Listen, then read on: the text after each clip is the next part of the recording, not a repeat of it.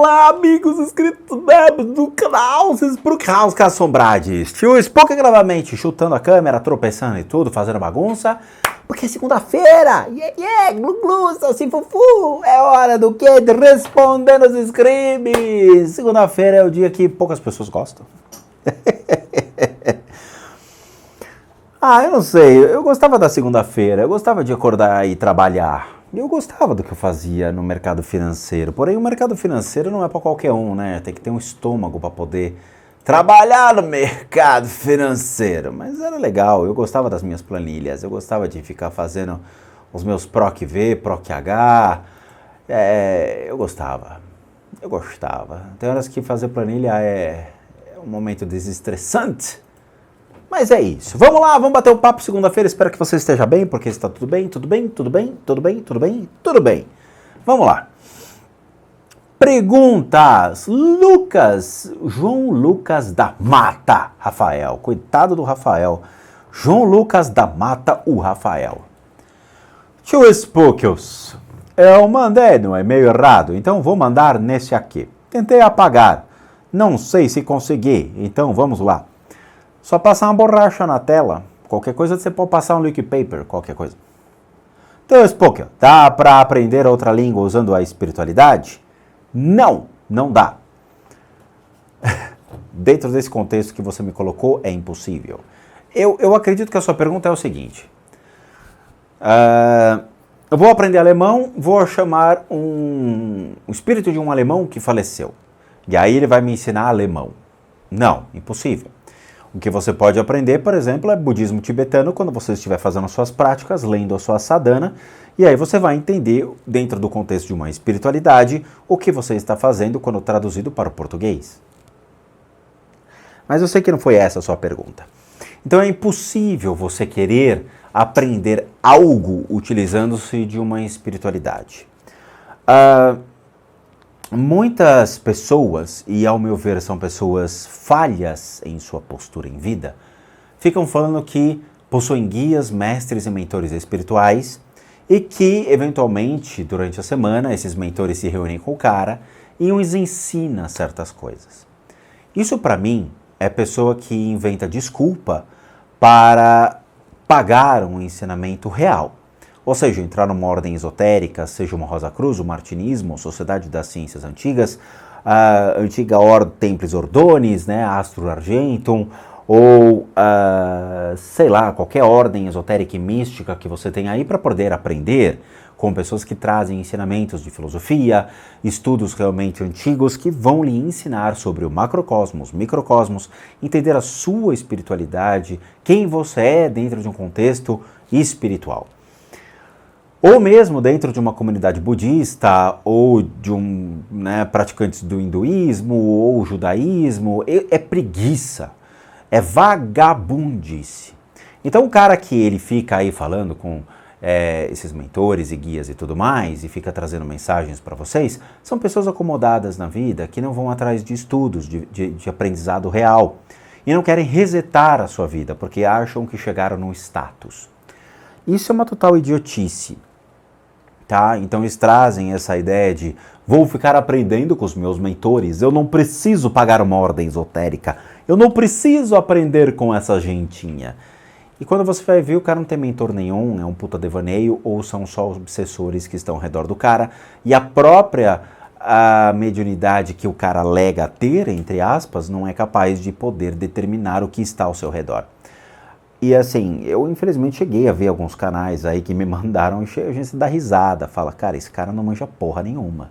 E diz que tem mentores e tudo mais. Então é impossível você querer aprender outro idioma sobre o critério de uma espiritualidade nesse contexto.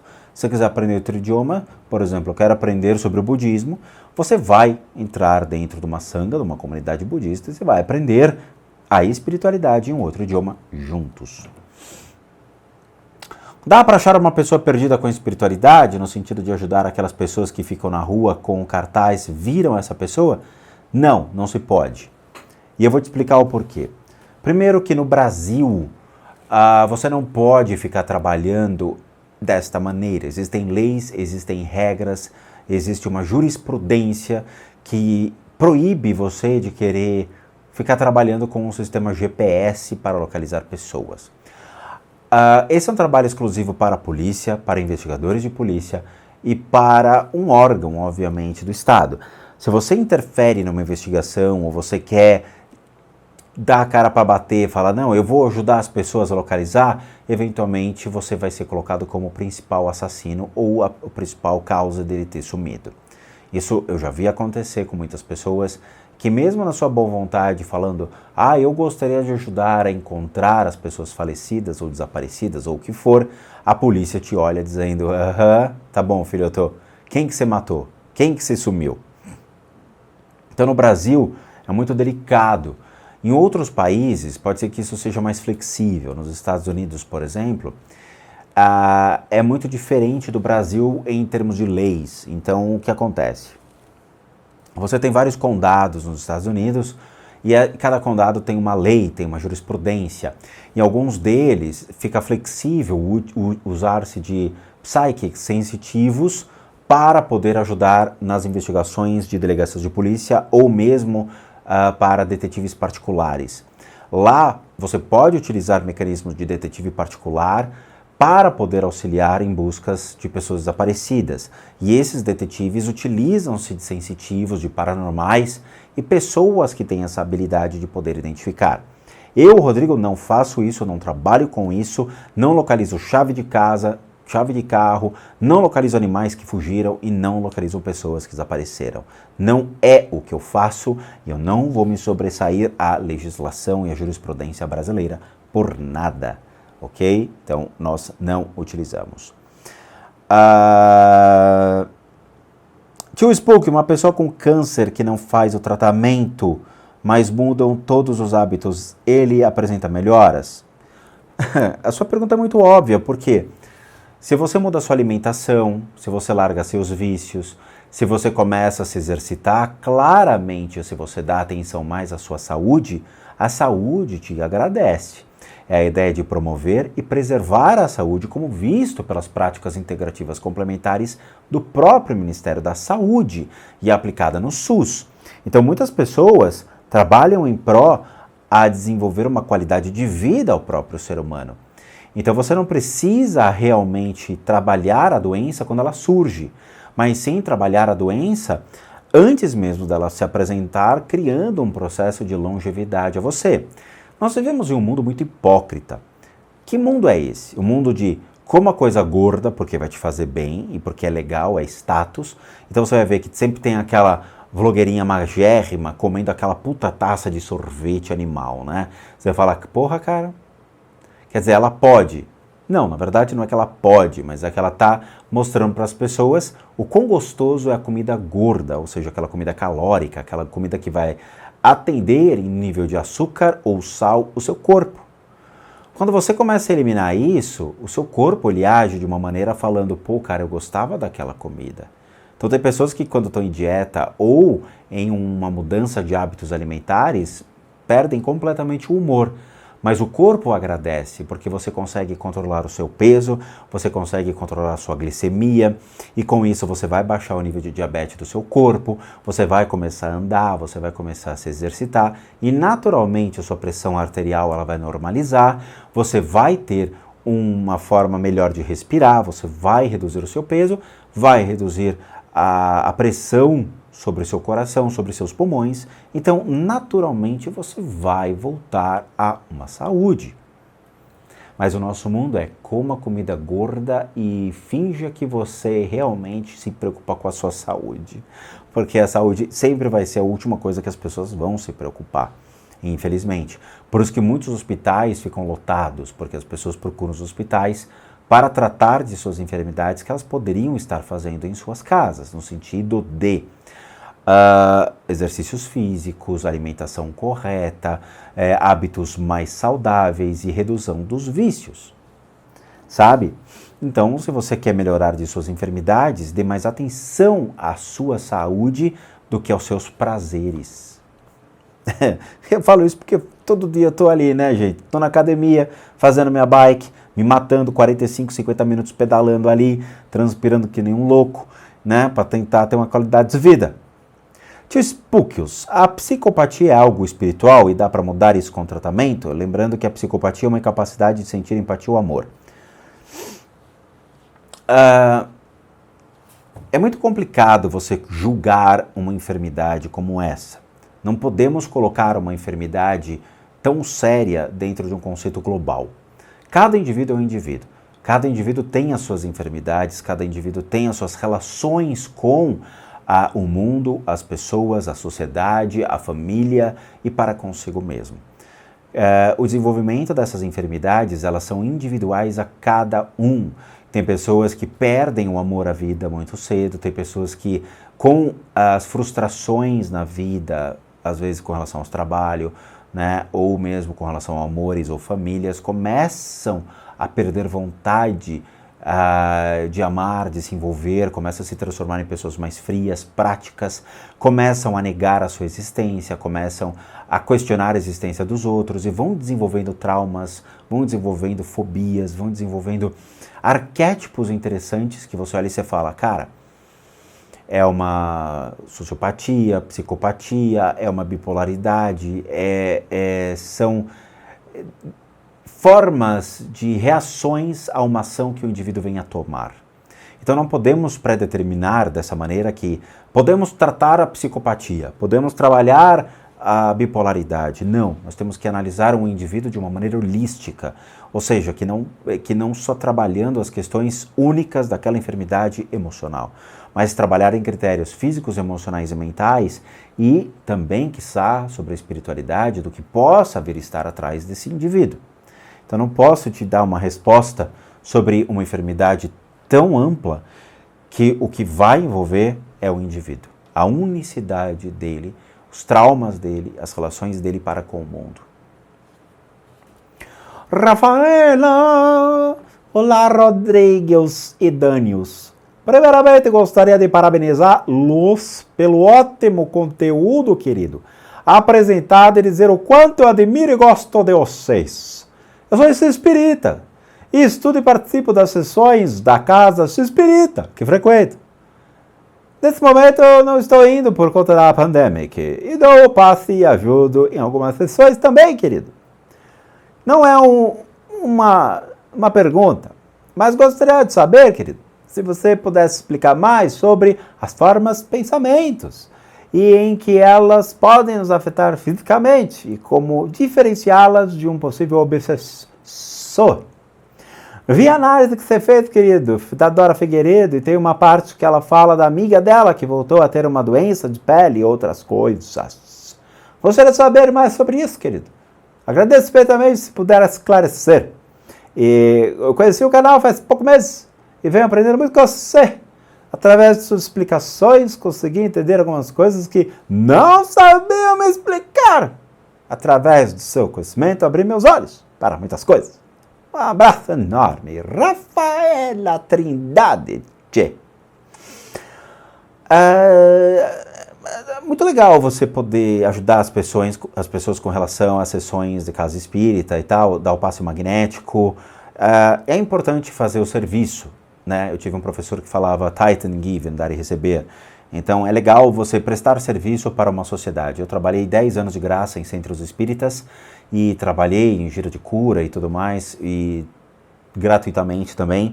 Foi um período muito bom, foi um período muito bonito para mim, para conhecer as enfermidades das pessoas, entender as relações das pessoas, o que elas esperam, o que precisam. Eu gostei bastante. Mas é complicado, não é fácil. Principalmente quando você entra 6, 7 horas da tarde e você sai 1 hora, 2 horas da manhã. Para trabalhar no dia seguinte, está lá 7 horas da manhã, né? É complicado. Mas a questão sobre formas de pensamento, tá? As formas de pensamento, elas são geradas pelas intenções dos indivíduos. A mente humana, ela é capaz de ser muito destrutiva. Então você pode amar e odiar, você pode gerar essas diferenças de sentimento constantemente. É muito difícil, né, por isso que a gente chama de arte da felicidade, porque A felicidade é uma arte que você tem que mantê-la constante em você, né? São os 4 nobres pensamentos, a questão do entendimento do sofrimento, da alegria, da bondade amorosa, do Buddhahood, de todos esses procedimentos que o budismo nos ensina, de entendermos sobre as relações que nós temos com o mundo e como nós podemos fazer coisas legais.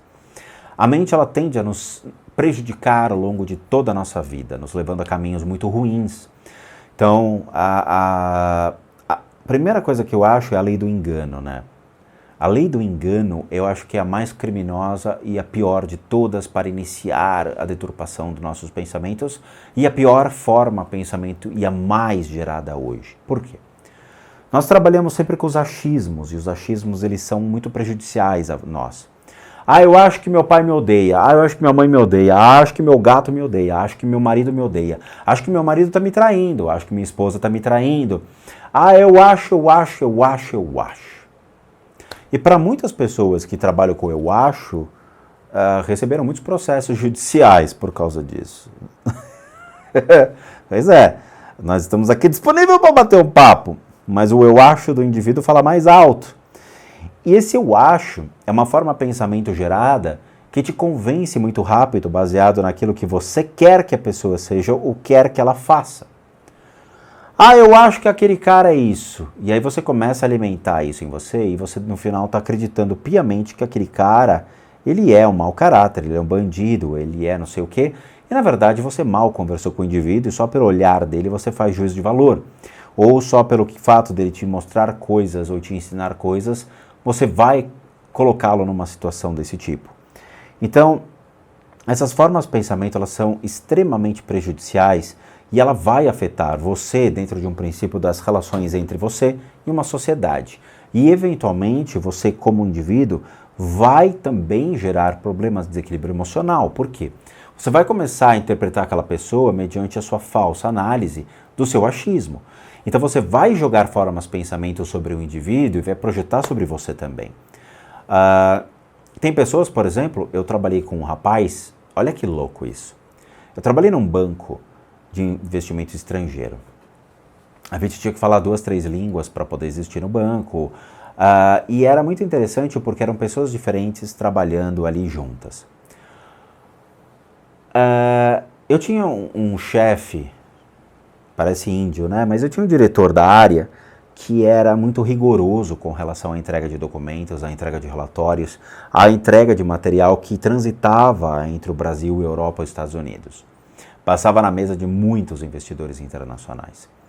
E, infelizmente, algumas pessoas não eram tão hábeis em entregar o material e começaram a gerar medo dele. Então eles começaram a ficar mal, chegar ao ponto de desmaiar na frente desse diretor. Isso é uma forma de pensamento gerada de uma maneira extremamente violenta para você. Quando eu tinha problema com a minha diretoria ou com pessoas relacionadas, eu sempre chamava para almoçar ou para bater um papo, para conversar, para entendermos melhor o que está acontecendo na situação antes de levarmos para o achismo. Vamos entender as relações, vamos conversar sobre isso, que é a forma mais clara, ou seja, nós temos que conversar. O diálogo é a melhor saída de todas as situações. Porém, ele tinha medo de conversar com o diretor e ele acabou passando mal e ele desmaiou na frente do diretor, na minha frente. Eu vi ele cair, tá? Ele teve uma queda de pressão monstruosa e acabou sendo socorrido. Por quê? Porque o medo foi tamanho, gerado pela própria forma de pensamento temerosa dele, que afetou o seu sistema nervoso e, por consequente, a pressão do seu corpo.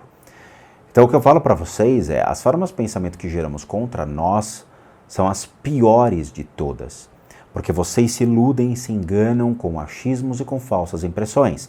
Ao invés de você conversar com uma pessoa e entender as relações que existem, vocês partem do princípio do eu acho que.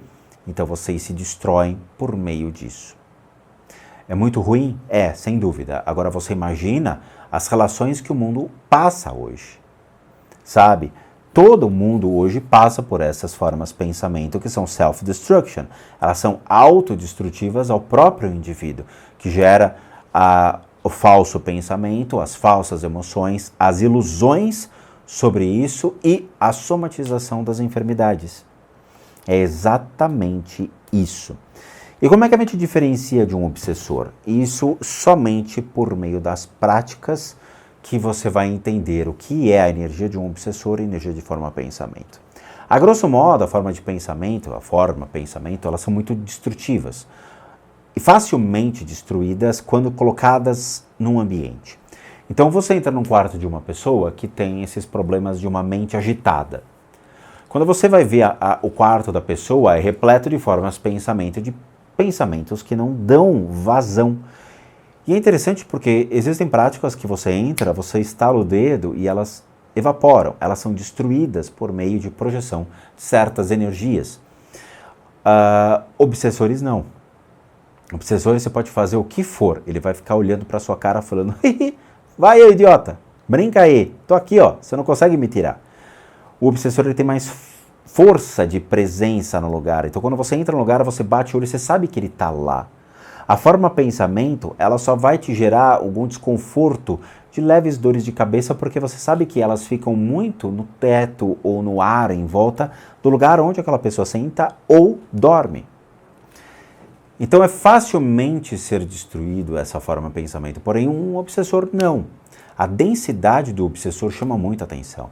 Então você tem esses traquejos, além obviamente das consciências, que são a questão de ver, ouvir, tocar, sentir a presença real deles. É bem diferente, tá? Então é isso que acontece. Luiz Guilherme, boa tarde, Rodrigues. Te acompanho desde 2016, inclusive virei vegetariano por causa do seu vídeo e passei a encarar a vida de uma outra forma. E sinto que evolui minha consciência em vários degraus. Inclusive, tenho lido muito sobre vários escritores fantásticos a respeito do ocultismo e bioenergia, incluindo Blavatsky, Cornelius Agrippa, Arthur Powell e até cuspi aqui, e outros. Porém, de vez em quando eu estou tão imerso nesses conhecimentos que às vezes preciso dar um tempinho disso e distrair minha mente com coisas mais mundanas do dia a dia. O Einstein fazia isso. Queria saber se você já passou por isso na sua caminhada espiritual. Sinto que fiquei mais isolado da sociedade também. Amigos não me importam mais. Conversas idiotas e sem cunho espiritual eu também não gosto. Não consigo ter amizades com cristãos. Meu Deus, que cristão chato! Eles são chatos pra carvalho. E eu também tenho períodos da minha vida em que eu pratico bastantes rezas. Me sinto leve semanas inteiras, mas tem outras fases que sou um ser humano perverso, xingo muito. Largo as escrituras sagradas. E vou atrás de mulheres e de sexo. Mas depois me arrependo e volto a ler as escrituras sagradas. Isso pode ser parte do desenvolvimento espiritual ou apenas a minha moral e bons costumes que estão ruins, hein? Ai, que doideira, né?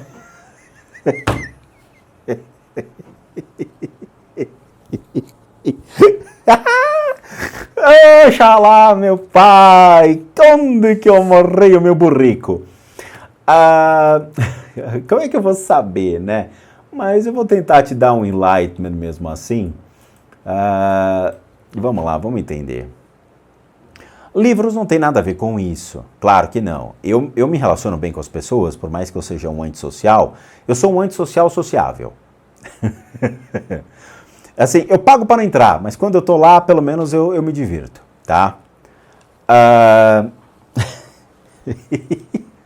Esses caras que você me falou, esses escritores, eles são interessantes. Eles foram pessoas que compilaram muitos ensinamentos orientais e trouxeram Cornelius Agrippa, Arthur Powell. Eu gostava bastante de um, que é um armênio. Para lembrar o nome desse cara, vai ser difícil. Mas é um armênio muito bom, o cara escrevia umas coisas interessantes. Outros são os livros bem cagados dele, mas tinha uns 2, 3 que eu olhei e falei, o cara aqui mandou bem. Mas assim, precisa tomar muito cuidado com certos livros. Madame Blavatsky é um livro muito complicado para você ler, e principalmente para você entender. Parece que a Madame Blavatsky escreveu para ela mesma os livros, tá? Eu tive alguns livros, a Isis and Violet, os tomos dela, né, onde ela explica a cosmologia e tudo mais. São livros interessantes, mas são livros de uma época, são livros que fizeram parte de um momento na Europa, tá? É interessante essa compilação de informações e a replicagem disso no mundo? Deveras é. O Arthur Powell, você consegue pegar tudo que ele fala nos livros, você consegue pegar assistindo às aulas de terapia e medicina chinesa. Todo o fluxo dele do corpo de energia é baseado na medicina chinesa. Eu prefiro estudar a medicina chinesa, porque ela me dá uma amplitude muito maior. Não só a questão do Qi, da energia, mas você vai entender Zhang Fu, você vai entender Yin e Yang, você vai entender os 5 elementos, você vai entender as relações do ser humano ao longo de toda a sua vida. Mas, assim, os livros não vão te trazer uma mudança de caráter. Mas eles podem te trazer venenos da mente para você começar a mudar a forma de ver o mundo. De novo, eu não lembro de nada do Arthur Powell que venha a causar isso. Cornelius Agrippa também não. Blavatsky também provavelmente não faria isso com você. Os únicos livros que mudariam a sua forma de ver o mundo é A Semente da Mostarda do Osho, que aí sim você mata um cristão lendo aquele livro, sem dúvida nenhuma. Eu li A Semente da Mostarda e é um livro muito perigoso para você comprar e lê-lo, tá? Ou livros de filosofia que vão trazer pontos de vista que são trabalhados no mundo hoje, para mostrar o quão o mundo tornou-se hipócrita, complicado e difícil de você poder interagir. Então você começa a ver as relações de causa e efeito, as relações humanas, como uma coisa mais superficial. Porque você percebe como o ser humano ele pode ser tendencioso ou perigoso dentro das relações de trocas que nós temos. Então, muitos filósofos recentes surgem com essa ideia das relações líquidas, né? Onde o ser humano ele deixa de se envolver amorosamente de verdade, entregando-se a um verdadeiro amor, mas somente dando o suficiente para aquela pessoa, que seriam as relações de sexo, como uma moeda de troca. Então é assim, tá fazendo alguma coisa? Não tô, vamos transar? Vamos. Então pronto, acabou. É a moeda de troca das relações liquefeitas que nós temos hoje, porque amanhã você pode desfazer isso sem dor de cabeça ou sem qualquer problema. Aí sim você se torna um cuzão. Mas assim, a literatura que você colocou, desculpa, não. O que pode entrar em conflito com você, aí é uma outra história. Então você pode ter conflitos por questões emocionais e mentais que envolvem uma sociedade, envolve família, envolve amigos, envolve um crescimento e observação do mundo que você tem. Então não sei a sua idade, você pode ter 20, 30, 40 anos, mas quando você começa a mudar o ponto de vista, você afeta todas as estruturas que foram criadas ao seu redor. Outra, eu também não sei quais são os tipos de obsessores que te acompanham, porque obviamente acompanha. Então você pode estar enfrentando essas mudanças de energia. Outra, os livros eles foram feitos para lê-los e não para praticar o que está lá. Para praticar o que está lá, você precisa de um devido instrutor espiritual. Então você tem que procurar uma ordem esotérica, procurar realmente práticas seguras de meditação com os seus representantes do hinduísmo ou do budismo. Você não pode chutar, comprar livros de meditação e ficar fazendo o que está no livro, porque eventualmente existem síndromes que são criadas. A síndrome de Kundalini é uma delas.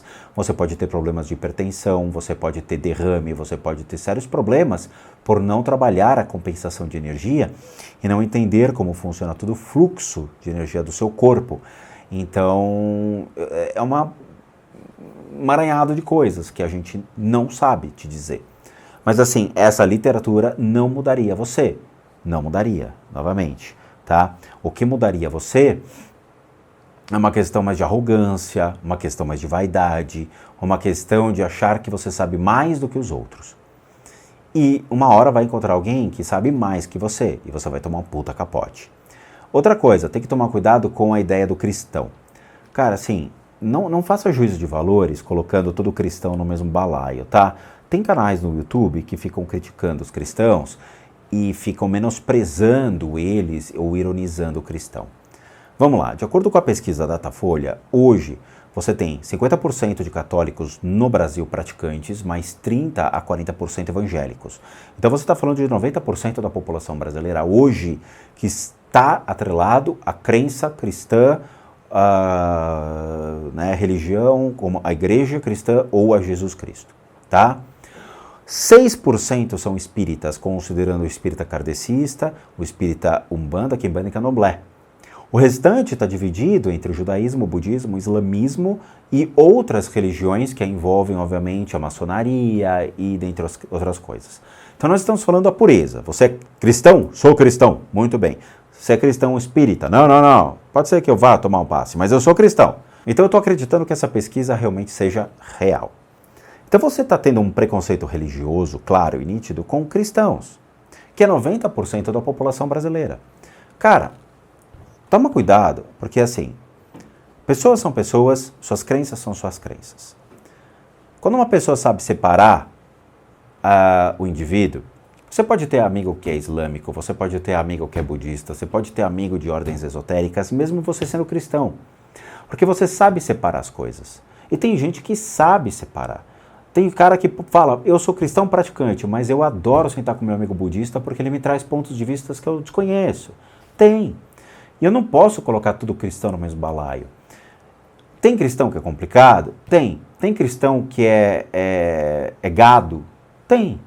Gado mesmo. Por quê? Porque segue um pastor burro, segue um pastor cético com relação às outras religiões, preconceituoso com outras religiões, ou mesmo que prefere falar mal das outras religiões para poder manter o seu gado, o seu rebanho, dentro do seu cercadinho.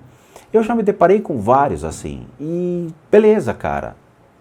Você sabe a natureza do cara. Então eu prefiro não me envolver. Tá bom, cara, eu sei a tua natureza, eu sei que você quer aprontar, eu sei o que você está fazendo, eu prefiro não me envolver, entendeu? Mas eu não posso julgar todo cristão dessa maneira. É injusto, ok? Então, saiba separar o indivíduo da sua religião. Se o indivíduo ele é fanático e vai te atacar pedras, cara, levanta e vai embora. Você não precisa ficar deteriorando a imagem do cara. Sabe? Levanta e vai embora. Diz, a natureza dele é essa. Eu não tenho nada a ver. Sabe? Toma cuidado com colocar todo mundo no mesmo balaio. Sabe? Assim, vamos lá. Eu nunca vi budista escroto. Deve ter? Deve ter. Por mais que as pessoas falem, autismo porque é escroto. Eu não sou escroto. Autismo porque é arrogante. Não. Você se baseia naquilo que você é e espelha isso nos outros. Então você vê a arrogância que você é nos outros, que é o que você se identifica. A Dani sempre fala pra mim que eu sou direto. Mas eu sempre estou brincando, sempre estou me divertindo, sempre estou ensinando vocês. Sabe? Quer dizer, eu sempre estou achando meios para me divertir junto. Isso daí não é arrogância. Agora, tem pessoas que acham que autismo porque é arrogante. Por quê? Porque eu quero que ele seja. Não me afeta em nada, juro. Sabe? Então, paciência, cara. Não misture as coisas, só isso. Emanuel Lima. Boa tarde! Gostaria de saber se é possível identificar uma doença espiritual e diferenciá-la uma doença comum. Minha namorada sente dores horríveis no estômago há 4 anos e nunca acharam algo ou resposta. Pô, imagina, então quer dizer que o estômago da sua esposa ou da sua namorada aí é um bolinho da sorte chinês, porque vai achar uma resposta do quê? Entenderam? Abre o estômago, tá lá. Jogue no número 8, que é o teu número da sorte. Puta que... Entendeu? Acharam uma resposta no estômago da menina. Já foi gasto mais de 8 mil reais em cirurgias que acharam que ajudaria mais, não obtiveram êxito. E deixarei meu número de contato se puderem me ajudar. Não, nós não ligamos para ninguém. Primeiro, Emanuel, aqui não é show de achismos. É muito complicado quando a gente se depara com isso todos os dias, tá? E a gente se depara com esse tipo de coisa. Eu não sou vidente para adivinhar o que tem na sua namorada. Eu não dou meu número de telefone para ninguém, porque todo contato aqui é feito por e-mail e é dito isso em todo final de vídeo. Mas parece que as pessoas não assistem os vídeos até o final. E não assistem. Então, assim, eu não vou te passar meu número e também não vou pegar o seu número, ok? Colocar o número na internet, sinto. Eu acho que a pessoa que coloca o seu número na internet, ele tem problema. Porque qualquer um vai se passar por mim ou qualquer um vai se passar por qualquer coisa e te ligar e te extorquir dinheiro. Isso a gente está vendo direto na internet com os crimes virtuais e digitais que constantemente saem por aí. Então, assim, querido, se sua namorada tem problema, vá sempre ao médico. Se um médico não atendeu, vá em outro médico. Procure sempre 2, 3 médicos para te darem uma resposta do que ela tem. Nunca abra mão de uma consulta real com um profissional da área da saúde, especulando com pessoas da espiritualidade o que ela tem. Porque eu não sei o que ela tem, eu não sou vidente para adivinhar o que ela tem. Então ela vai ter que fazer exames reais, físicos, emocionais e mentais, para ver se não é uma reação emocional de alguma coisa, algum trauma, alguma coisa que está acontecendo com ela. Eventualmente, se não for uma questão física, emocional e mental, aí podemos partir para a ótica espiritual. Aí sim. Nós que trabalhamos com o critério de terapias alternativas, trabalhamos complementando a medicina. Então você leva ela ao médico e, em paralelo, nós podemos ajudar por meio dos tratamentos físico, emocional e mental, que nós colocamos aqui à disposição, que são complementares à medicina. Então não tem como eu saber o que ela tem, não tem como fazer show de achismo, e nem por telefone dá para saber. Então, Emanuel, siga o caminho correto. Eu sempre tive professores que falavam o seguinte: siga simples instruções, não invente, não deduza, não recrie, siga aquilo que é colocado, as simples instruções, porque é o seu porto seguro onde todos percorreram. Se eu falo para você, é por e-mail, mas para onde eu ligo? É por e-mail. Não, mas tudo bem, eu posso te mandar um WhatsApp? Meu canal não é para você. Entende? Então siga as simples instruções que são colocadas no vídeo. Se você quer que realmente ela passe por um tratamento complementar, deve encaminhar um e-mail para limpeza-de-casas@gmail.com, ok? E não por telefone. E sempre, sempre traga laudos médicos para que a gente possa ter certeza do que está acontecendo. Tá bom? Bom, já deu aqui uns 37 minutinhos gravados, né? Eu acho que eu dei todos os recados, a gente já fez todos os apontamentos. A questão do Emanuel a gente se depara sempre. É triste, porque tem pessoas que não conseguem assistir o vídeo até o final e acham que é por e-mail, que é por telefone, acham que é por SMS, acham que é por sinal de fumaça, sabe? E o e-mail está aqui embaixo na descrição. É só você abrir o box, está lá o e-mailzinho para tratamento. Está aqui na descrição do vídeo. É complicado, não é fácil. Então eu vou pedir para que vocês, por favor, tenham mais atenção com relação aos recados que nós damos e principalmente com relação à forma como nós trabalhamos, tá? Nós seguimos as simples instruções, nós ligamos para muitos profissionais que são terapeutas para entender como eles trabalham, nós ligamos para o PROCON para entender o Código de Defesa do Consumidor, os direitos, nós buscamos sempre informações com os órgãos relevantes, os órgãos que representam as instituições para poder ter o respaldo com as mesmas, ok? É por isso que eu tenho um vídeo excepcional do Ministério Público me dando anuência para continuar meus trabalhos aqui. Porque nós seguimos as leis. Então tá bom. Muito obrigado a todos por assistirem o vídeo até agora. Como recados finais, todo mundo aqui sabe que eu, Rodrigo, sou um terapeuta, um psicoterapeuta alternativo. Eu sou licenciado nacional e internacionalmente por institutos que me habilitam, me capacitam, para que por meio dessas técnicas complementares a gente consiga ajudar a medicina, seja para tratamentos complementares fisicamente, emocionalmente, mentalmente, e as limpezas de casa e as análises de casa.